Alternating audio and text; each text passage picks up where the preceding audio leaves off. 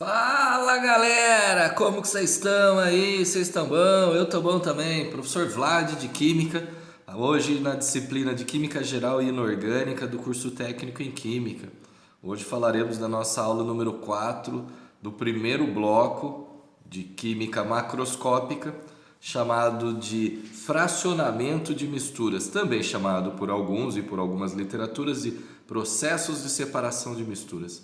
Lembrando que hoje utilizarei o material da Secretaria da Educação de Pernambuco, um material fantástico que foi elaborado por profissionais extremamente competentes com o objetivo aí de disseminar o conhecimento pelo Brasil e mundo afora. Ok? Vamos lá? Vamos ver o que nos espera. Um material fantástico. Bom, o conceito inicial é o seguinte, para os nossos, lembrando que o objetivo de cada uma dessas aulas é prepará-lo da melhor maneira possível para ingressar nesse universo profissional dos técnicos em química, universo da química de modo geral. Nós precisamos entender o seguinte, depois de termos aulas que falam a respeito do que é a matéria, características da matéria, vimos também como ela pode aparecer no nosso dia a dia, os estados de agregação que ela possui, no geral, sólido, líquido, gasoso e outros que também existem. Foi apresentado a vocês a ideia de substância pura, aquela na qual temos apenas moléculas de um mesmo material, e substâncias também que podem se unir, estas mesmas substâncias puras, dando origem às misturas. Né? Nós temos misturas homogêneas, apresentando uma única fase, misturas heterogêneas apresentando duas ou mais fases. Esse conceito de misturas ele serve como pano de fundo para que compreendamos o fato de que ao nosso redor estamos muitas vezes em contato com misturas. Na natureza, nem tudo daquilo que necessitamos já nos é apresentado em sua forma pura. Pelo contrário, elas estão misturadas a outras substâncias. Para isso, há a necessidade de que sejamos capazes de separar esses materiais. Tá? Então, para que separamos os materiais? Ou para realizar uma análise mais criteriosa da substância do material em si, ou então para fazer uso mais específico de um ou outro componente desta mistura. Então, para isso, processos que foram capazes e são capazes até hoje de realizar esta separação, esse fracionamento dos componentes de uma mistura, seja ela homogênea, seja ela heterogênea, ok? Nem sempre um único método é capaz de realizar toda a separação da qual necessitamos. Nestes casos, nós realizaremos mais que uma técnica. Deixa eu pegar uma aguinha. Tem que hidratar, sempre.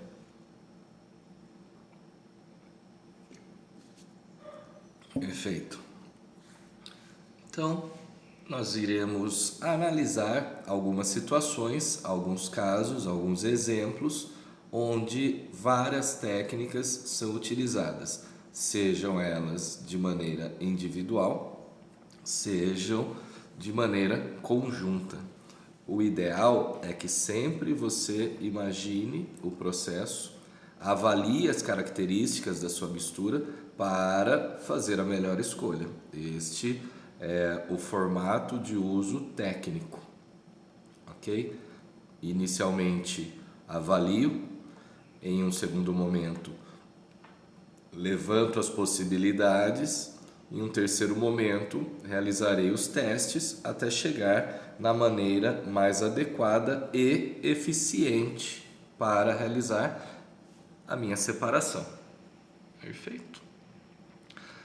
Vejam, quando nós escolhemos o método mais adequado, é óbvio que teremos um resultado mais satisfatório. Para esta escolha ser realizada de maneira adequada e eficiente, eu preciso conhecer as características dos materiais que eu quero separar, que eu quero fracionar.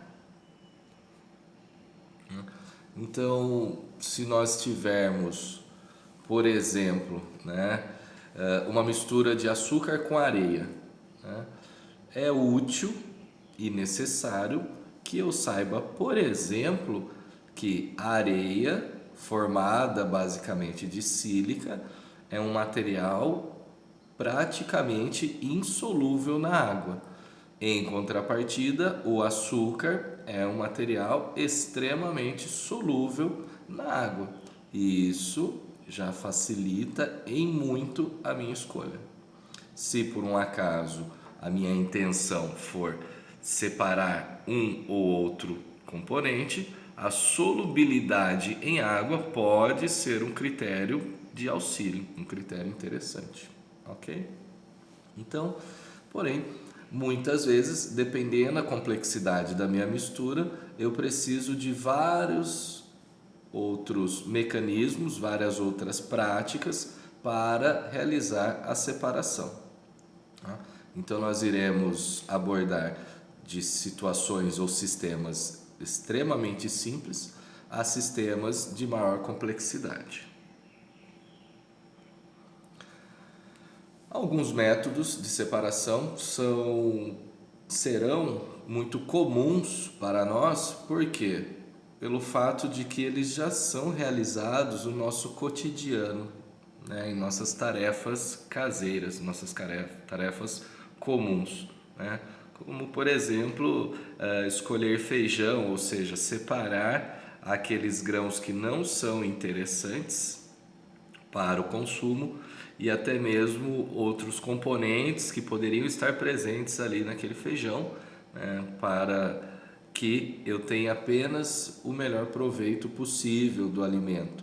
Então isso era uma coisa corriqueira, é uma coisa simples e é uma técnica de separação de misturas, a qual nós chamamos de catação. A remoção de casquinhas de amendoim, né? Então, isso é uma prática comum, onde você pega o amendoim torrado e com as mãos, né, cria uma pequena pressão sobre o amendoim ainda com a casca se solta e você sopra, né? Este ato de soprar nada mais é que um processo de separação chamado de ventilação. Quando separamos notas distintas de dinheiro e moedas pelos tamanhos diferentes, nós também estamos realizando uma separação. Então, nós vamos estudar aí quais são os principais métodos de fracionamento das misturas. Começaremos pelos métodos de separação de misturas heterogêneas. Professor, por que começamos pela separação de misturas heterogêneas? Porque nós sempre devemos nos atentar às características da mistura. E as características heterogêneas, elas são mais visuais, mais fáceis de serem observadas. Se a observação é mais simples, a técnica também será mais simples de ser realizada. Então, partimos do mundo macroscópico, assim como iniciamos nossas aulas deste curso, e só após a separação das espécies no aspecto macroscópico é que partimos para as separações de aspectos que não são visualizados com tanta facilidade. Por esse motivo, então veremos técnica de separação de misturas heterogêneas, aquelas que possuem duas ou mais fases, ou de sistemas que apresentam duas ou mais fases, e após então veremos técnicas de separação de misturas homogêneas. Então, nós temos aí para a separação do tipo sólido, ou seja, todos os componentes da mistura serem sólidos, algumas técnicas, ok? Nós temos a catação, a ventilação, levigação, separação magnética, cristalização fracionada, dissolução fracionada, peneiração, fusão fracionada e sublimação. Nós temos também misturas do tipo sólido-líquido, onde as técnicas mais adequadas são a decantação, centrifugação, filtração simples e filtração a vácuo. E, logicamente, teremos aí misturas ainda heterogêneas do tipo líquido-líquido. Então, a técnica mais adequada é a decantação. Com relação ao último estado da matéria, o estado gasoso, então ele pode estar presente em algumas misturas, por exemplo, do tipo gás sólido. Podemos utilizar a decantação ou a filtração para essa separação também. Okay? Então, com relação às misturas homogêneas, apenas em forma de resumo, em breve falaremos de cada uma dessas técnicas, nós também temos algumas técnicas de separação. Sólido-líquido, onde um dos componentes ou alguns dos componentes sejam sólidos e alguns sejam líquidos. Nós temos a evaporação ou a destilação simples. Se ambos os componentes, todos os componentes forem líquidos, a destilação fracionada. E se forem gases, liquefação fracionada e adsorção. Okay? E nós temos aí a cromatografia, que é uma técnica de separação um pouco mais elaborada, um pouco mais técnica, que envolve uma série de conceitos teóricos que também falaremos a respeito durante esta aula número 4. Então, partindo aí do mais grosseiro, como eu já mencionei, ou seja, misturas heterogêneas, nós sempre partimos dos aspectos de dimensões maiores das partículas e vamos para dimensões menores. Então a catação é a primeira destas técnicas. No que ela se baseia? Ela é um método de separação bem rústico, bem rudimentar, onde nós separamos materiais sólidos apenas. No que se baseia na identificação visual de componentes de dimensões que podemos separar com o uso manual, ou seja, com as mãos, ou com auxílio de equipamentos de alta simplicidade, como uma pinça, ok? Como exemplos, nós temos aí uma imagem de vagens de feijão, onde eu posso separar visualmente aquelas que já estão prontas para o consumo, daquelas que estão verdes ainda, e logo após, em situações em que já esteja a vagem aberta, nós podemos também separar os feijões que são adequados daqueles que não são. Isso em pequenas quantidades, é claro. Em quantidades muito extremas, nós não vamos utilizar a catação, porque o método deve ser avaliado a fim de proporcionar qualidade e eficiência. Mas este é o método mais grosseiro que nós temos. Quando, por exemplo, em uma cooperativa de reciclagem de materiais, os cooperados se organizam de modo que grupos distintos separem os materiais plásticos dos materiais metálicos, dos vidros, manualmente, também estão realizando a catação. Estão separando cada um dos tipos de materiais por meio de uma análise visual e utilizando as mãos ou equipamentos simples para separar. Nosso segundo tipo, nossa próxima técnica de separação ainda de misturas heterogêneas é a chamada tamização, que nós conhecemos comumente como peneiração. Ela é usada para separar sólidos de partículas de dimensões diferentes. A diferença deve proporcionar a separação adequada. De nada adianta eu tentar utilizar a peneiração para separar partículas de mesma dimensão. Elas precisam ter dimensões diferentes, ok? Industrialmente, nós usamos conjuntos de peneiras superpostas que separam diferentes granulações, que nós chamamos. Granulação é o tamanho do grão. Vemos aí a imagem de um profissional da construção civil realizando a separação da areia mais fina dos componentes de dimensões que não serão interessantes para esse trabalho. Nossa próxima técnica de separação é chamada de ventilação. Está aí novamente o exemplo do amendoim, onde através, de uma corrente de ar, nós somos capazes de separar sólidos mais leves de sólidos menos leves, que é o mesmo de maior ou menor densidade. Aqueles de menor densidade têm uma facilidade de arraste por uma corrente de ar mais fácil do que aqueles de maior densidade. Então eu consigo arrastar e separá-los. É como soprar. Okay? O exemplo aí tá mostrando, separar cascas de arroz, amendoim torrado, separar as casquinhas. Não é? Então, quando você sopra, você consegue retirar o material menos denso, separá-lo do meio de um material mais denso. Temos também a chamada levigação. Tá? Como funciona? A água corrente, ela vai arrastar o componente menos denso e o mais denso ele vai se depositar no fundo do recipiente. Tá? Essa técnica é utilizada, por exemplo, para separar areia do ouro, já que a areia ela é menos densa e por isso ela vai sendo arrastada com a corrente de água e o ouro vai ficando depositado aí no fundo do que nós chamamos de bateia. Então vocês têm aí uma imagem de como isso funciona. Esta é uma das maneiras.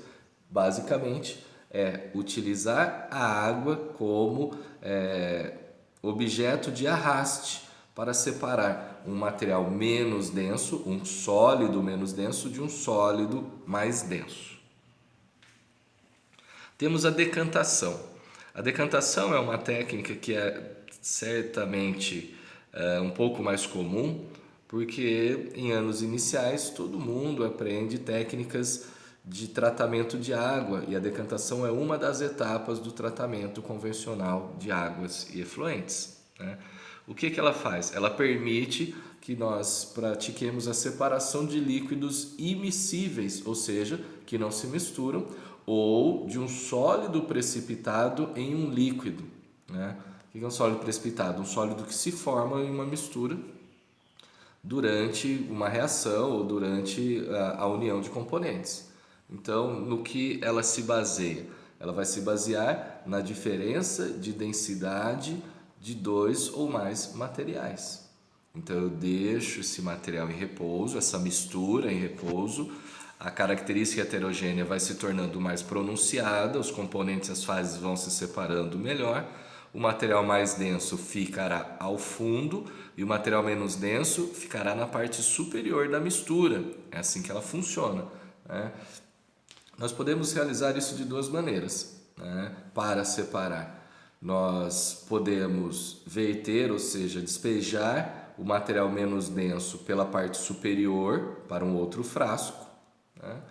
Ou, se eu tiver um sifão, ou seja, uma saída na parte inferior, eu posso extrair a fase mais densa. Vocês veem a imagem aí de um funil de separação, ou funil de decantação para alguns. Esse funil de separação, vejam que ele tem um sifãozinho embaixo, uma torneirinha, em que depois que a separação ocorreu de maneira adequada, você abre e vai extraindo o material mais denso até que todo ele tenha saído e fecha. Essa é uma maneira. A outra maneira seria você ter um recipiente aberto, à medida que você percebe que a decantação aconteceu, você vai despejar o material menos denso, aos poucos, lentamente, em outro recipiente. Essas são maneiras. Okay? Então vejam, a decantação é uma etapa do processo de separação. Após ela acontecer, eu preciso ter um outro mecanismo físico para realizar a separação total. Se eu fizer o uso do auxílio de um sifão para a retirada do material mais denso, ou retirando a fase menos densa por cima, como uma mangueira, nós chamamos isso de sifonação. Então, retirei por baixo, uma torneirinha, Se eu fizer uma sucção com uma mangueira por cima, né, ou na fase menos densa, se a mangueira ficar nesta fase, ou se eu levar até o fundo e fizer uma pressão e retirar a fase mais densa com essa mangueira, nós chamamos de sifonação. Okay? Então vimos decantação e ainda falamos da técnica de sifonação, como ela funciona. Okay? No que diz respeito à decantação, né, nós podemos realizar esse processo também de maneira laboratorial, né? Nós temos para isso, por exemplo, né, um funil de Brom, que vocês acabaram de ver, que é chamado de funil de decantação. Existem vários modelos, né? Vão depender das características do material que eu quero separar, do tempo, enfim. Quando, por exemplo, eu tiver um sistema como o clássico, visto em livros Água e Óleo, né, nós sabemos perfeitamente que, é claro, dependendo a característica do óleo e dependendo a característica do sistema, né, dependendo do tipo do óleo, na maioria das vezes, se a gente imaginar o óleo comum, o óleo de cozinha, ele é menos denso que a água. Então a água ficará na parte inferior e o óleo na parte superior.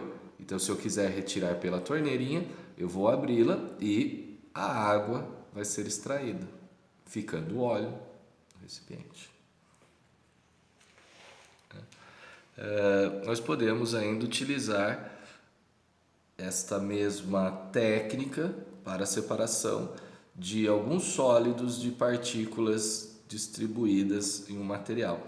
Também é possível separar por decantação a mistura sólido-gás. Tá? Nesse caso, nós utilizamos câmaras de poeira, que são equipamentos que têm esse objetivo. Por que eu vou separar uma mistura sólido-gás? Porque eu quero, por exemplo, ter um meio isento de partículas que possam ser contaminantes.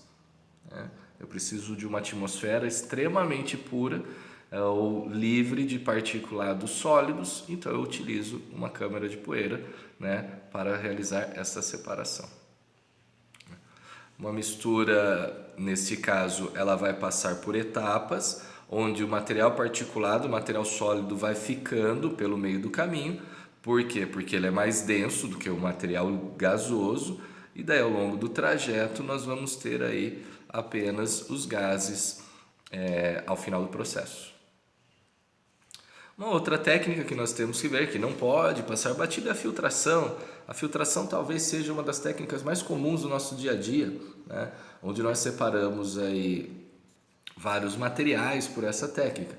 Nós utilizamos ele para separar um sólido de um líquido ou um sólido de um gás. E em algumas situações, até mesmo um sólido que se apresente em suspensão, né? Um sólido aí que tem uma densidade menor do que o líquido onde ele se encontra. O exemplo do preparo do café deve ser apresentado com certo cuidado, porque na realidade nós temos mais que uma técnica acontecendo. De modo geral, no que diz respeito à filtração, nós utilizamos um material poroso para realizar a separação do material de tamanho de partícula maior do material de tamanho de partícula menor. No caso do filtro de café, ele separa o sólido a fase sólida, que é o pó que sobrou, da fase líquida. Porém, durante o preparo do café, existe uma outra técnica de separação, que é a extração, né? Quando a água quente extrai o princípio ativo do café, da parte sólida do café, e aí então nós realizamos a filtração. Ok? Então, muito cuidado. Então, nós podemos mencionar também o uso de um aspirador de pó, que tecnicamente ele é um processo de filtração, onde com o uso de um motor de sucção, ele vai retendo as fases sólidas e deixa só a fase gasosa passar. E daí no final você pega o filtro e tira a poeira, tira a sujeira. Em casos, por exemplo, de pintura automotiva, né? As câmaras de pintura, as salas de pintura, elas também possuem filtros que impedem que o material particulado, que as impurezas, entrem neste recinto, de maneira que o ar esteja extremamente limpo e apenas aquilo que vai ser aderido ao veículo, por exemplo, seja puro, seja apenas a tinta, né? Então, aí eu acabei de mencionar uma separação gás-sólido através da filtração, né? Aparelhos de ar-condicionado possuem filtros de ar. Esse filtro retém o material sólido e permite apenas que o material gasoso passe por ele. Nós temos também a evaporação.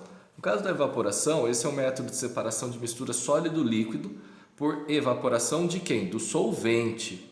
Tá? A parte mais volátil, a parte mais capaz de mudar do estado líquido para o gasoso, ela é separada do material sólido que vai permanecer no local em questão. Tá? Se eu estiver falando de um recipiente aberto, nós vamos permitir que esse líquido, que esse solvente evapore e vá embora, deixando apenas o sólido, que é o caso da obtenção do sal marinho, né? Nas salinas nós obtemos o sal a partir desse processo, né? Deixamos em piscinões água salgada, a temperatura ambiente é capaz de fazer com que a água evapore e o material sólido, no caso os sais, eles são extraídos.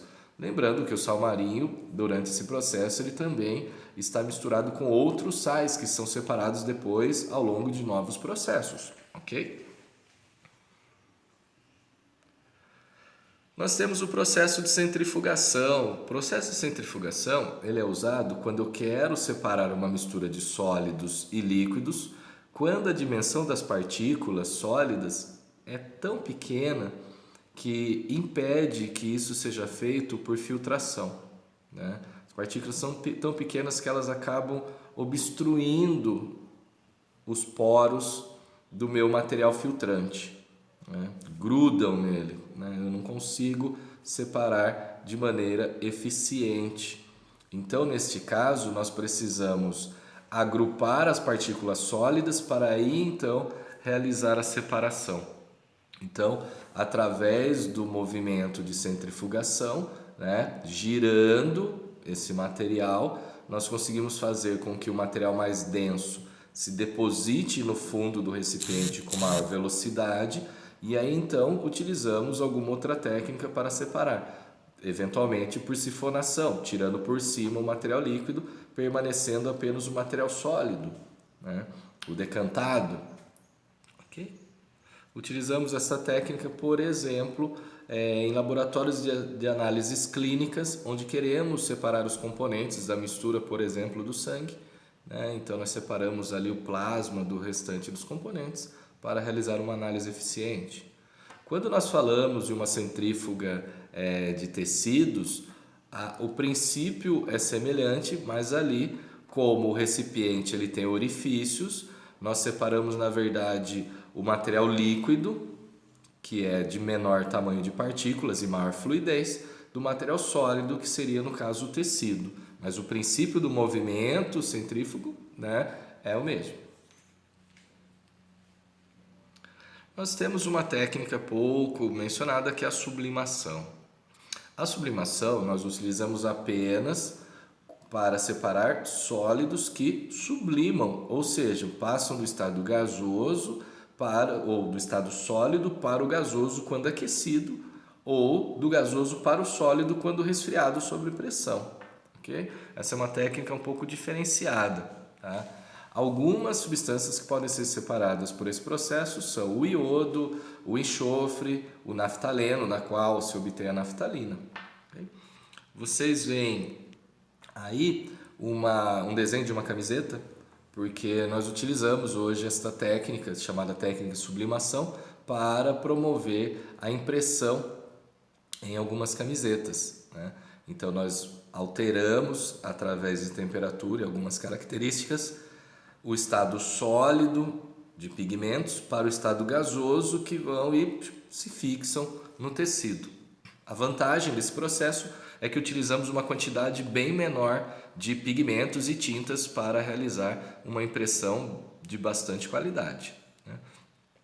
Lógico que nós precisamos de um material, de um equipamento especial para isso, que vai conseguir atribuir temperatura para que a tinta sublime, ou seja, mude do sólido para o gasoso a tempo e perfeição para apenas se aderir ao tecido, voltando para o estado sólido em seguida. Vantagens: ela não desbota, então ela tem uma tonalidade que se mantém por bastante tempo, e a camada fica bem fininha, que é interessante aí para o toque e para o conforto. Nós temos agora a técnica chamada de destilação simples. A técnica de destilação simples, ela é capaz de separar uma mistura envolvendo um sólido dissolvido em um líquido, na qual nenhuma das outras técnicas permite essa separação, uma vez que as partículas são muito pequenas. Professor, qual a diferença entre a evaporação e a destilação simples? A diferença é que na destilação simples nós temos a intenção de permanecer com o líquido, com o solvente utilizado. Na evaporação, pelo sistema ser aberto, nós não temos essa necessidade e não temos essa possibilidade de permanecer com o componente líquido, com o solvente. Okay? Dessa forma, o solvente ele pode ser resfriado e recolhido em outro frasco. Vocês veem aí o processo onde aquecemos a mistura num balão de destilação. O material que evapora vai passar por um condensador, que nada mais é que uma parte ou de vidro ou de metal resfriada. Essa mudança de temperatura vai levar o material do estado gasoso novamente para o estado líquido, onde ele vai ser recolhido aí, ou em um balão de recolhimento, ou em um copo Becker, ou no recipiente que eu tiver interesse. Então, aquecemos a mistura até atingir o ponto de ebulição do solvente. É claro, preciso analisar se isso é possível. Se eu tiver uma mistura em que os dois componentes entrem em ebulição à mesma temperatura, isso não seria possível. Eu preciso ter uma margem aí de confiança, né, que permita essa separação. Não existe a necessidade do controle de temperatura para a destilação simples, porque geralmente o sólido tem um ponto de ebulição bem mais alto do que o líquido. Tá? Quando há necessidade desse controle, nós vamos ver que existe uma outra técnica, que aí nós chamamos de destilação fracionada, onde nós temos vários líquidos e pelo fato dos líquidos terem, e eventualmente também gases, eles terem temperaturas de ebulição, ou seja, temperaturas de mudança do líquido para o gasoso muito próximas, eu preciso ter um controle maior de temperatura e pressão para proporcionar essa separação, né? Quanto mais distantes os pontos de ebulição dos componentes, mais eficiente é o processo de destilação. Tá? Se as temperaturas forem muito próximas, eu vou precisar eventualmente realizar esse processo por mais vezes para separar de melhor maneira. Tá? Geralmente nós utilizamos uma coluna de fracionamento ou coluna de destilação, tá? Que para realizar esta técnica. Algumas literaturas também chamam esta coluna de retificação, né? Para reprocessar, para retirar, para reaproveitar um material. Okay? Ela se baseia na característica de, ao longo do processo, em estágios diferentes, esta coluna possui temperaturas distintas que promove a mudança ou retorno do material do estado gasoso para o líquido, de acordo com sua característica de temperatura de ebulição e condensação. Nós temos isso muito claro no processo de destilação do petróleo, né? Então, onde nós temos vários componentes no petróleo e estes componentes, eles são separados em uma coluna de destilação que é aquecida e cada substância vai ser retirada em estágios diferentes desta coluna. Tá? Então nós dividimos aí, nesse caso o que nós chamamos de bandejas ou pratos, em que cada setor a separação dos componentes. Na parte superior da coluna, nós temos a separação dos componentes de menor temperatura de ebulição, que são os gases, butano, metano, propano. E à medida que eu vou descendo, eu vou separando os componentes de maiores temperaturas de ebulição, ou seja, mais agregados, saindo dos gases, indo para o líquido, os óleos e o material mais denso, como o óleo pesado e o piche, ele é retirado na parte inferior da coluna de destilação, ok? Algumas bebidas alcoólicas também utilizam essa técnica para separar o álcool dos demais componentes, como o processo de obtenção da aguardente, por exemplo. Nós temos também aí a separação magnética.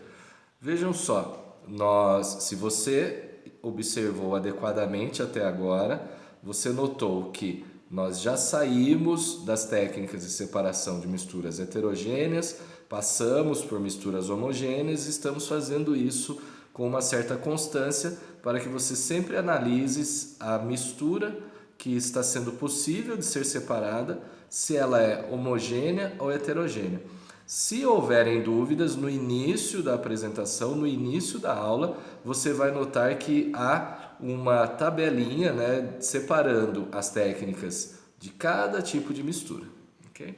No caso da separação magnética, então, nós temos aí a necessidade de que um ou mais dos materiais que eu queira separar, tenha a propriedade magnética, ou seja, possa ser atraído por ímãs. Por isso que algumas literaturas chamam isso de imantação. Tá? Nós temos aí um desenho de um ímã clássico, desses que aparecem em desenhos, né, pintadinho de vermelho e tudo. E nós temos na prática como isso é utilizado em indústrias, por exemplo, de reciclagem de metais ou de recondicionamento de veículos, mas também utilizamos a separação magnética na indústria alimentícia, onde sensores, ao detectarem algum material sólido metálico no meio do processo de produção de um material alimentício, né, de envase e embalagem, ele aciona eletroímãs que vão retirar esse material sólido a fim de que você não seja surpreendido durante o consumo. Ok? Nós utilizamos aí, além da separação do lixo, neste caso para a indústria alimentícia. Okay? Nós temos uma técnica chamada de dissolução fracionada. A dissolução fracionada, ou extração por solvente, né, que é o lado agora das separações que nós estamos migrando, ela é usada quando apenas um dos componentes apresenta solubilidade no meio, que é a ideia lá do princípio que eu falei. Imagine que eu tenho açúcar e areia.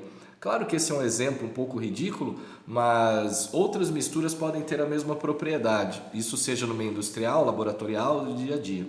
Então, se eu sei que um dos componentes se dissolve em um solvente que eu desejo e o outro não, eu adiciono esse solvente, ele vai dissolver esse material, aí então eu poderei fazer uso de uma outra técnica para separação, né?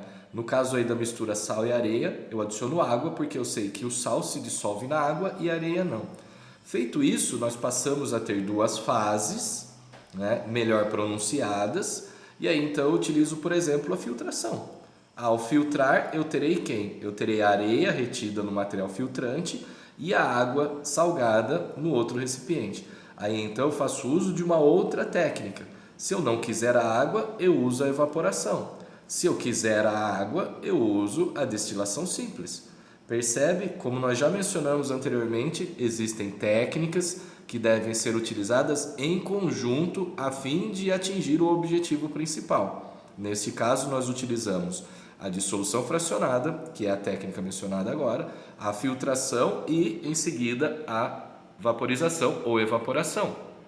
Ok?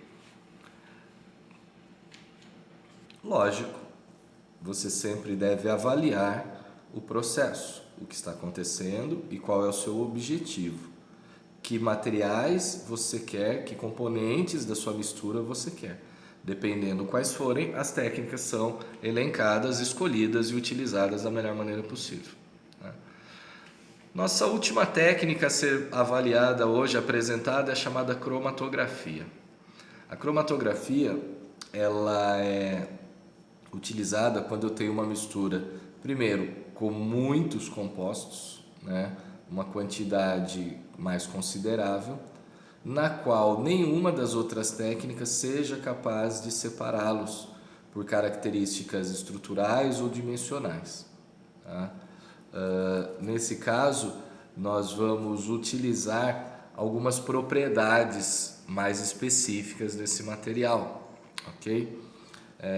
Nós podemos utilizar, por exemplo, na verdade utilizamos características como afinidade de um material por outro para poder ser o que nós chamamos de arrastado, né? Aqui ao lado nós temos a imagem de um processo de cromatografia em papel, na qual se realiza a separação dos componentes de uma tinta através do arraste de um solvente. O princípio é o seguinte: quando algumas misturas nós sabemos que a polaridade, ou seja, a afinidade que esse material tem por outro, ou seja, a característica de possuir polos positivos e negativos dos componentes são diferentes, nós podemos separá-los por esta diferença de polaridade, por essa diferença de afinidade entre as próprias espécies da mistura e entre o material que eu utilizarei para arrastar esses componentes, né? Então, uma molécula ou um material que nós chamamos de polar é aquele que possui uma região muito positiva e uma região muito negativa. Aqueles que nós chamamos de apolares são componentes que possuem ambas as regiões de baixa polaridade ou pequena diferença de polaridade, praticamente iguais, né? Nessas regiões, então, se nós tivermos essa ciência da diferença de polaridade, nós podemos escolher materiais específicos para separá-los, né? Então, por exemplo, moléculas polares, elas são capazes de ser arrastadas por solventes polares, enquanto que moléculas apolares têm a facilidade de ser arrastadas por solventes apolares. Okay? Então, por exemplo, as moléculas da água, elas são uma molécula extremamente polar. Então, elas são capazes de arrastar materiais polares. Então, nós podemos, por exemplo, separar, no caso mencionado anteriormente, eu consigo separar, né, o açúcar que se dissolve bem na água, porque o açúcar é polar e a água também, enquanto que a areia não, então não ocorre a separação. Porém, a característica de arraste da cromatografia ela é mais delicada nesse aspecto. Okay? Então, quando nós falamos de ligações, por exemplo, no caso da água, existem as ligações chamadas ligações de hidrogênio, que acontecem entre o hidrogênio e átomos de oxigênio, flúor ou nitrogênio. Este tipo de interação altera, por exemplo, o ponto de ebulição de um material. Ok? Então, quanto maior a interação, maior a dificuldade de separar as moléculas, maior a dificuldade de arrastar um material. Ok? Veja, a água ela tem uma ligação de hidrogênio mais intensa que o etanol, que também tem ligação de hidrogênio. Como as ligações de hidrogênio da água são mais intensas, a temperatura de ebulição da água é de 100 graus, enquanto do etanol é próximo de 46 graus Celsius. Então essas características são importantes. Houveram tentativas, né, os estudos da polaridade levaram à evolução da técnica de cromatografia. Ok? É claro que esta técnica ela exige e ela demanda de uma carga conceitual maior do que simplesmente falar de separação de misturas, mas esses conceitos teóricos eles serão abordados na disciplina de Físico-Química do curso técnico em Química. Com isso, senhores, nós terminamos a apresentação das principais técnicas de separação de misturas homogêneas e heterogêneas. Mas antes de encerrar hoje uma surpresinha, eu quero ver se você compreendeu realmente o básico destas técnicas antes de ir para a resolução de exercícios, atividades e avaliações afins. Dá uma olhada. Uma maneira rápida e correta de separar uma mistura com ferro, sal de cozinha e areia é na seguinte sequência. Então, vejam e pensem. Eu tenho uma mistura contendo ferro, sal de cozinha e areia. E eu quero separar.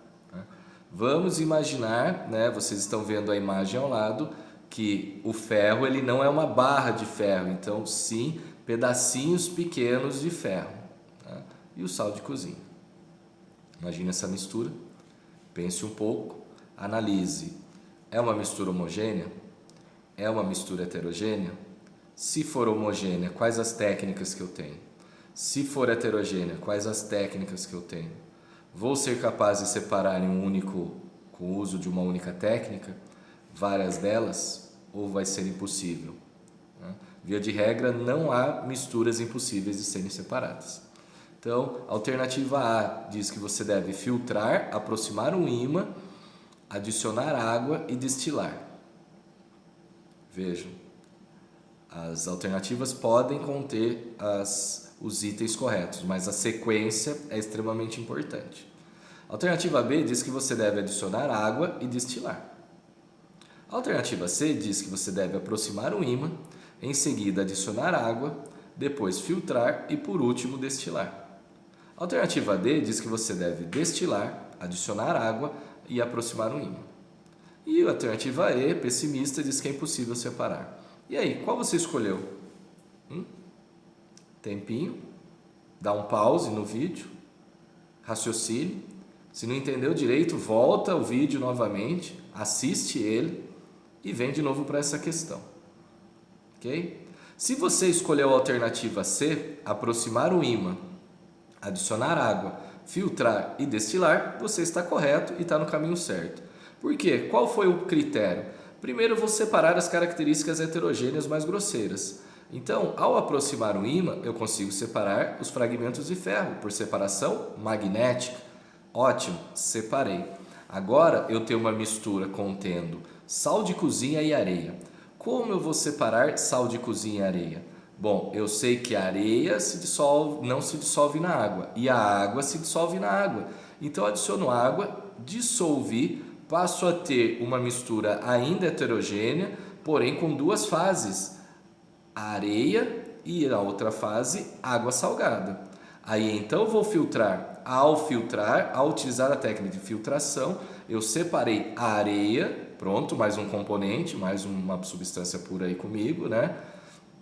Do restante, que é água salgada. Agora eu preciso separar o sal. Então, se eu quero a água, eu vou destilar, porque aí então eu fico com a água em um recipiente e o sal marinho no outro recipiente. Eu poderia utilizar a evaporação? Se eu não quisesse ficar com a água, eventualmente poderia. Ok? Compreenderam, senhores? Então é dessa maneira que eu devo raciocinar na hora de resolver atividades relacionadas com fracionamento de misturas. Com isso, nós terminamos a nossa aula número 4. Terminando a aula número 4, estamos perfeitamente capazes aí de realizar, por exemplo, uma avaliação sobre os 4 blocos, os 4 assuntos, né, do bloco 1 da química geral e inorgânica, que é a química macroscópica, onde vimos o que é matéria, quais são suas características, quais são as propriedades da matéria, onde vimos também a parte da separação entre substância simples, substância composta, a formação da matéria, ok? Vimos então também fases de separação de misturas, né? Clássicas aí, na verdade, fases, estados da matéria, gráficos de mudanças de estado, nomenclaturas de mudança de estado e fechamos agora com fracionamento de misturas. Todos esses fecham o nosso bloco número 1.